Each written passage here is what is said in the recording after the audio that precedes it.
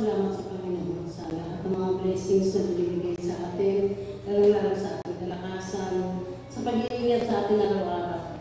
Salamat din sa Panginoon sa pinansyal na binigay niya sa amin, dahil nagdagdagan na rin yung aking paninda sa bahay. Kaya salamat sa Panginoon dahil siya talaga nagpaprovide sa amin. Yung salamat sa Panginoon dahil sa pag-iingat, lalo kay Daryl, pagkapunta sa office mo sa Berlin niya, kaya araw-araw, hindi kaya minsan maraming araw din siya umuwi.